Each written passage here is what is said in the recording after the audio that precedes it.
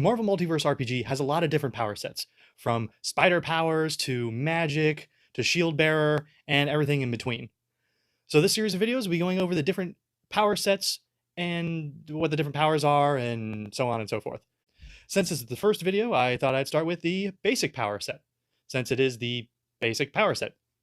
It is not really considered a power set. It doesn't take away from the number of power sets you can choose from, and they're more like generic powers that anybody can have. It doesn't really matter what kind of power set you have or what kind of powers or whatnot. It can go with a lot of different things. The only stipulation, if you see they have asterisks next to some of the powers, it's because if you choose the special training origin, those are the only powers in the basic power set you can use. Since if you have basic training, you're like Hawkeye or Shang-Chi, where you can't use superpowers really. You are just highly trained. You can't fly, you can't shoot energy beams, you can just fight really well or be really good with weapons and stuff. So first off, I think we go with the numbered powers, specifically the ones that alter your stats, your ability scores. So accuracy, brilliance, discipline, mighty. So accuracy affects your agility, damage multiplier, and your agility checks other than for attacks. And it basically, for characters like Hawkeye or Spider-Man, it makes you more accurate and better at long range fighting, and it like makes you quicker, faster, and more, accurate. Accuracy. Simple. Brilliance affects your logic damage multiplier and your logic checks other than attacks. So therefore, psychic powers, mental abilities, for being smart, for smart characters. Before you make a Professor X character, he's going to probably have Brilliance 3 or 4. He's going to have really powerful mental abilities. Now, I didn't mention before too, all the numbered powers, they count towards the number of powers you have, but you only get the highest one. They don't stack. The new, like number 2 replaces number 1. You don't get number 1 and number 2. You just get number 2 and it replaces the number 1, but you count it as taking up 2 power slots, basically. Now, discipline affects your ego damage multiplier and your ego checks other than attacks.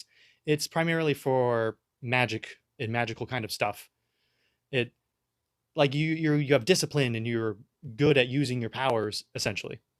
So it'd be for characters who use primarily magic.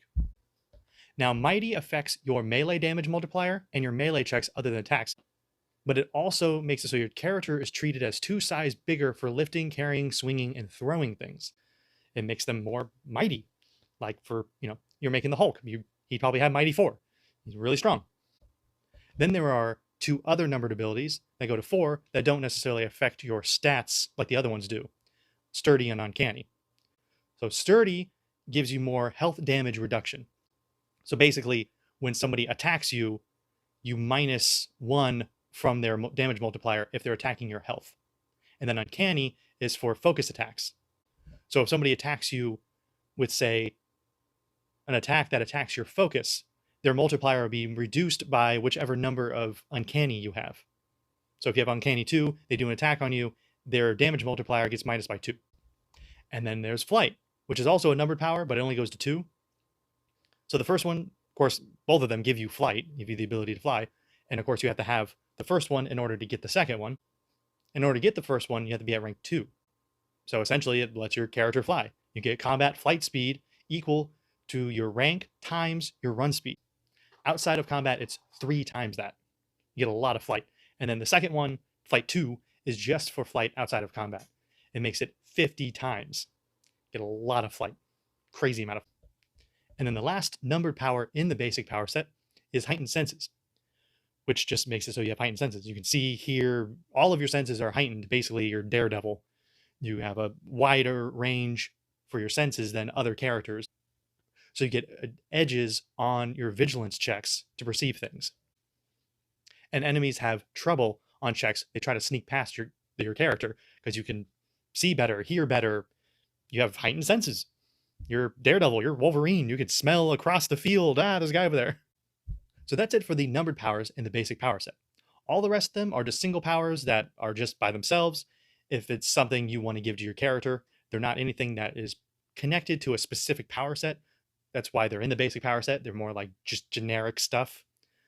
So there's like additional limb, where if your character has an additional limb, you have a 3rd arm, a 4th arm, you have a tail, you would give them additional limb.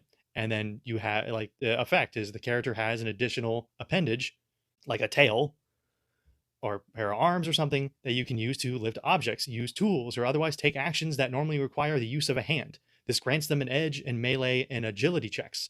A character can have as many additional limbs as they like, within reason. Can't have a million arms unless they're floating or something. That'd be kind of cool. But they get no additional advantages for them. So let's say you have the million floating arms. You don't get a million edges on your melee and agility checks. You just get the one. It doesn't stack. And then there is anger, which is when you're angry. Basically, I'd be basically in a Hulk power set if you were to make a Hulk character. Give him mighty and give him anger and let him go to town. Speaking of, you can't get anger unless you have mighty 3 and you have to be rank 4.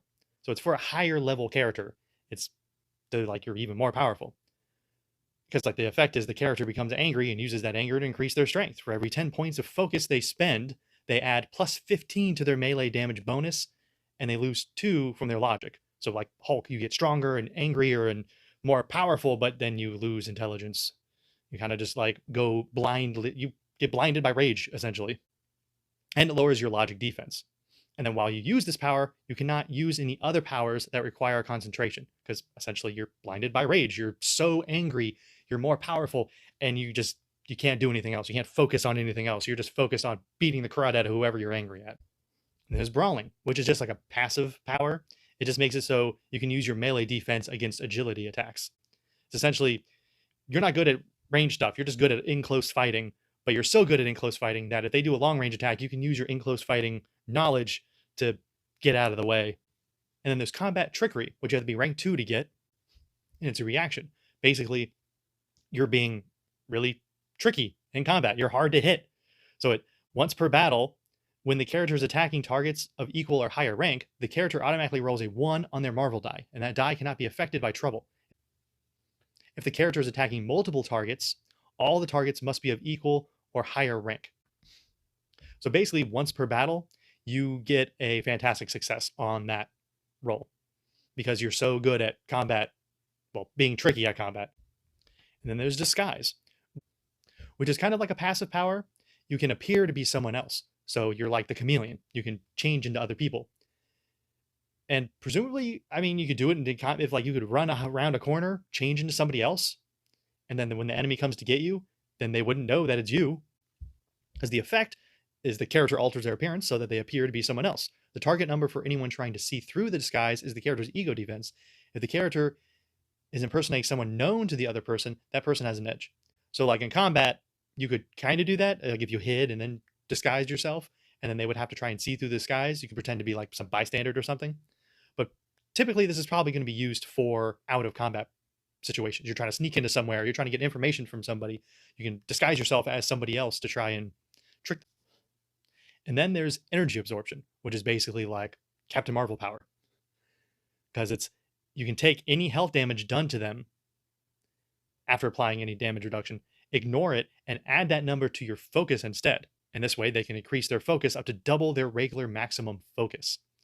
Once the combat is over, any extra focus over the character's regular maximum focus scores fade away. So basically you get hit with a health attack, you just absorb it, turn it into energy, and then you can throw it back at them. Basically Captain Marvel. But you have to be rank 4 in order to use his power. So essentially you need to be a high level person to be able to do this. And then there's environmental protection, which you don't get affected by the environment. It's just a passive power. Characters not harmed by intense cold or heat, the pressure of the deep seas, or intense radiation in the vacuum of space. You choose any or all of those as best fits the character. Like say you're Namor, you wouldn't be affected by the deep seas, but you can't survive in the vacuum of space. You're Captain Marvel or Thor. You can survive in the vacuum of space. You can survive in the deep of the seas. You'd have all of it. You'd cold, heat, who cares? None of it would affect you. Intense radiation, most likely not. Like the Hulk, you'd have that. And then there's evasion, which is basically the opposite of brawling. Because this one, you can use your agility defense score against melee attacks. So you're just really quick and agile. This would be something that like Spider-Man would have. And then there's group flight, which we should have probably talked about during flight, but it's no matter. For every point of ego the character has, they can hoist one ally into the air with them. The flight speed of the group is half the character's, and all affected allies must remain within 5 spaces times the character's rank.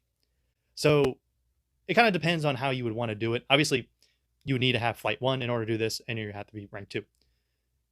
It's kind of like you could like imagine like carrying people, but then you could also think of it, depends on what kind of character you have. Like if you're magic, you just use like a spell to lift everybody up, and you can lift a whole group of people, which is the thing. It uses your ego score. If you're magic, you'd have a pretty high ego score, so you'd be able to lift a lot of people. And healing factor, which is pretty self-explanatory. It's like Wolverine. You have a healing factor. At the end of the character's turn, they regain health equal to their resilience. This works outside of combat too, quickly bringing them back to full health. So essentially, you're Wolverine. You get hurt, at the end of the turn, boom, you can heal. Iconic weapon. So basically, it's the character, it's a passive one, a permanent, what it's called, duration, permanent, basically a passive power. The character is known for owning and using a unique and powerful weapon, like Mjolnir, Thor's hammer, Captain America's shield. The narrator must approve the details of this weapon. This power can be taken more than once, but each time must be with a different weapon. So essentially, you'd kind of like homebrew your own weapon and go to your narrator and be like, hey, I have this idea for a weapon. And they look over and be like, okay, that's cool. And then you would take iconic weapon, and then that would like slot into your iconic weapon place, basically. And then inspiration, which would be a good like Captain America power, as your words inspire your allies. The character inspires an ally in earshot. The ally gains an edge on all action checks until the start of the character's next turn. And it lasts 1 round. So like all your people be getting an inspiration, do a classic Cap speech. And then there's integrity, another permanent power, passive, permanent, whatever. A lot of these are like that because it's just kind of baseline stuff. The character can use their logic defense score against ego attacks. So it's basically like Evasion and Brawling, but for logic and ego. Reinforced skeleton, basically Wolverine. Your skeleton is covered in adamantium. I'm really tough. Your character gains health damage reduction 1. Shapeshift, which is basically a more evolved version of disguised, or like a superpowered version of disguise. The character can change into another form no more than 1 size bigger or smaller than their regular form. When in any form, the character has access to the natural abilities of that form. For instance, if they transformed into a bird, they could fly. When transformed into a fish, they can breathe water. Essentially a scroll. So you just, because like also you have to have the disguise ability, you need to be rank 3. So you just, basically you're a scroll. Slow motion dodge. You know, like the Matrix. You're doing the backwards dodge and bullets, go over you and you dodge it in slow-mo. The enemy has trouble on an attack. Basically, slow motion dodge. It's pretty self-explanatory. Wisdom. Remember before I said there was going to be another one? That's the opposite. This is it. The character can use their ego defense score against logic attacks. And then Wisecracker, which essentially would be what you would give a Spider-Man character. The character cracks a joke at the enemy's expense. Make an ego check. On a success, it does regular focus damage. On a fantastic success, the damage is doubled and the target is stunned for 1 round. So yeah, Wisecracker. You just make a joke at the enemy. Deadpool, Spider-Man, those kind of characters. So that's the basic power set. It's pretty basic. Most of them are passive, permanent, whatever you want to call it, abilities that affect your stats or role-playing sort of things. Or, flight. Flight's really good. Flight's crazy good. Crazy amount of flight. Haven't decided on what the next video power set's going to be, but I'll figure it out. Learning about the power sets is basically part of character creation. If you want to learn all about character creation, you should watch this video. And don't forget to subscribe and hit the bell so you don't miss out on future videos.